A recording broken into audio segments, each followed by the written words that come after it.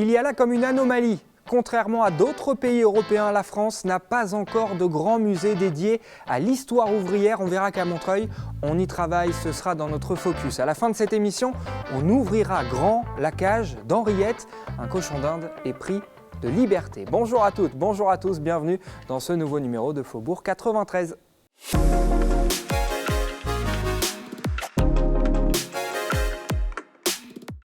D'abord, on démarre cette émission dans un petit cocon, celui de Gatica. J'ai enfoui tes lettres sous les gravats de notre histoire. La chanteuse née au Chili est notre invitée de la semaine, de son premier EP en 2017 à son nouvel album en préparation, en passant par ses nombreuses collaborations et son amour de la scène, la Montreuilloise nous ouvre les portes de son univers. On y va.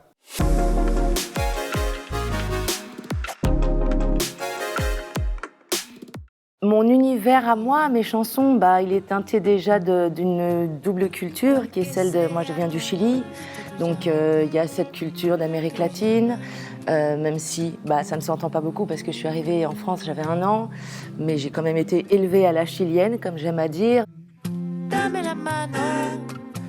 Ce qui m'a pas mal bercée vraiment plus petite, et ça revient à j'ai été élevée à la chilienne, c'est les chansons d'Amérique latine, les chansons un peu romantiques, les chansons de Violeta Parra, toutes ces choses-là. Entrée de l'adolescence, ça a été vraiment du punk rock jusque au classique, puisque moi j'ai commencé par du chant classique, enfin mes cours de chant étaient classiques, donc j'écoutais aussi bien Massenet, Mozart, etc. que le punk ou que NTM, puisqu'ils sont arrivés en 92 et que ça a été un peu une petite révolution aussi en France. Donc il y a plein de choses. Et puis Janis Joplin, qui elle aussi parlait beaucoup entre les morceaux. Donc elle m'a pas mal formée à ce niveau-là. Parce que voilà, j'avais une cassette que j'écoutais d'un live où elle passait plus de temps à parler qu'à chanter. Je parle beaucoup en fait sur scène. Je parle beaucoup. Comme là. Et du coup, mes chansons, les premières que j'ai écrites, étaient tellement down un peu, étaient un peu tristounes, toutes avec un truc de nostalgie, un truc sur... Il y avait tous mes vieux textes avec ces ruptures amoureuses, etc. Et ça aurait pu être assez plombant. Et je pense que pour pas que ce soit plombant, j'avais besoin, entre les chansons, de relever le truc. Il y a le soleil et le ciel qui invitent à l'amour. Qui pourtant m'écrase. Je pense que l'humour peut sauver le monde. Donc j'exagère peut-être un peu, mais c'est une partie très importante de ma vie en fait. C'est-à-dire que dans des situations un peu dures, on transforme la chose par l'humour. Et ça, j'ai cette chose-là très fort. Moi, je suis un genre de clown triste en fait. Et voilà que la route s'éloigne. Avant de me lancer dans mon projet et mes chansons, donc en 2014-2015, il y a eu pas mal de collaborations avec... j'ai eu un groupe pendant 11 ans, le 26 Pinel, qui était très chanson française. On a fait des belles tournées, on a fait 2 albums et un EP. Et 11 ans de groupe, c'est comme une histoire de couple en fait. C'est vraiment, on passe beaucoup de temps ensemble. Et j'avais besoin à un moment donné de me lancer dans mon projet à moi, d'essayer d'écrire malgré tous les complexes que je pouvais avoir par rapport à ça. J'écrivais déjà, j'essayais des choses, mais j'étais jamais satisfaite. J'avais un vrai complexe par rapport à l'écriture. Ça ramait quoi, ça prend du temps, c'est laborieux, c'est pas je me lève le matin et allez les lignes. Je suis assez exigeante avec moi-même, et trop peut-être, mais en fait il y a eu plein de moments où j'ai plus rempli de corbeilles évidemment que de lignes sur un cahier, quoi.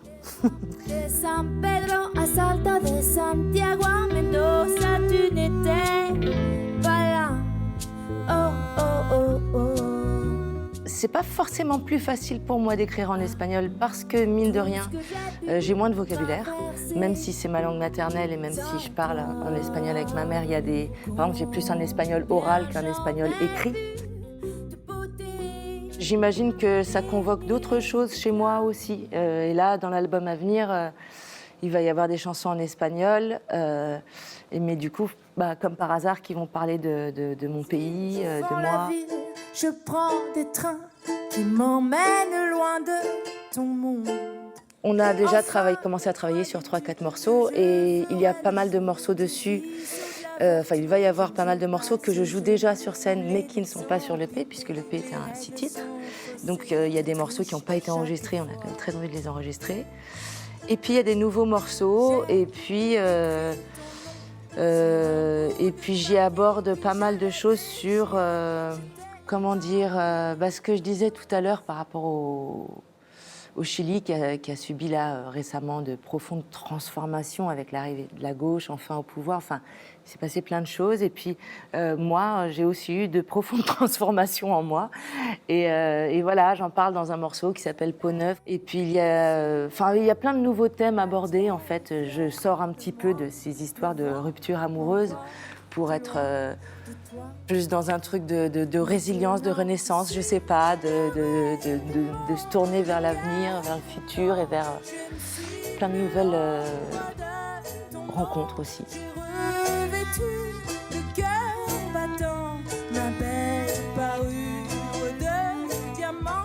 En fait, je commence mon set par une chanson qui n'est pas dans l'EP, mais qui sera dans l'album, qui s'appelle L'Abri, et qui est vraiment une volonté de commencer le concert par une invitation, de dire au public là on est ensemble, on va passer un moment ensemble, autant que ce soit bien déjà. Et puis on est à l'abri un peu, c'est de dire on est dans le fameux safe place, on est dans notre endroit à nous, dehors il y a le bruit et la fureur, mais là c'est nous, et du coup profitons-en et faisons en sorte que ce soit doux et bien. Parce que j'aime bien le fait que malgré tout ce qui peut se passer dehors, et Dieu sait que ce monde est quand même compliqué et agité et violent, et très violent, et il y a ce besoin de nous retrouver dans une bulle et d'être bien. Pour moi, dans un feu de joie.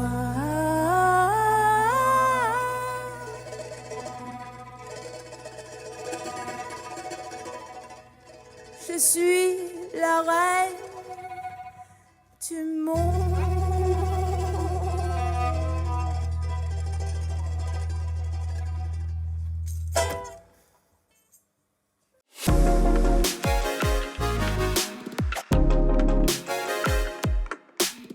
Faubourg 93, ça continue. Dans quelques instants, des rires et des livres. La librairie montreuilloise nous offre son coup de cœur, lecture, un roman pour enfants. Mais tout de suite, on s'intéresse à un haut lieu de la culture en Seine-Saint-Denis.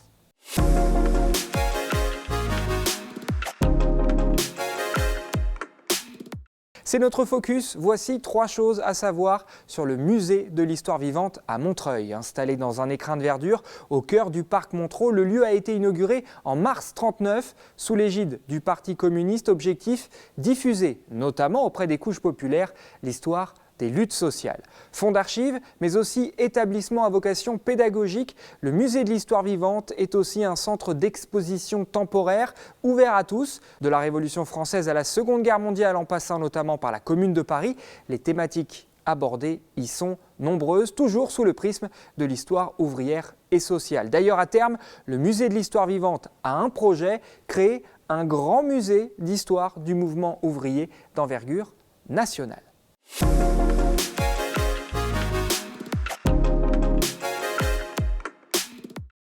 On termine cette émission à la librairie. Des rires et des livres nous livre son coup de cœur lecture. Alors, je vous conseille Henriette. Henriette, écrite par Claire Froissart et illustrée par Amélie Dufour, chez Castor Roman. Donc, on est sur un petit roman à partir de 8 ans.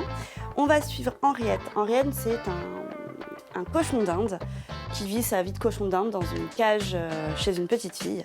Sauf que Henriette, elle rêve de liberté, elle rêve de savoir ce qui se passe derrière la baie vitrée. Et Henriette, elle est loin d'être bête et elle a vu que le dimanche, jour de ménage, on ouvre la baie vitrée. Et elle va réussir à s'échapper et à vivre des super aventures à l'extérieur. Elle va rencontrer une famille de campagnols. Ça va pas être super facile au début, mais elle va finir par se faire adopter. Et c'est une super histoire de liberté, d'entraide, ouais, d'envie d'ailleurs.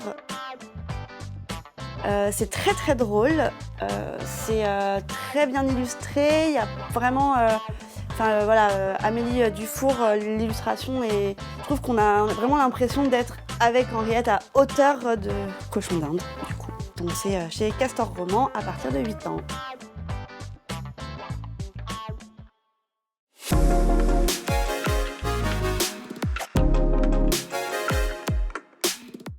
Un cochon d'Inde libéré, un musée ouvrier bientôt en France et une chanteuse du Chili. Le voyage s'arrête là pour cette semaine. On vous dit à la prochaine. Salut!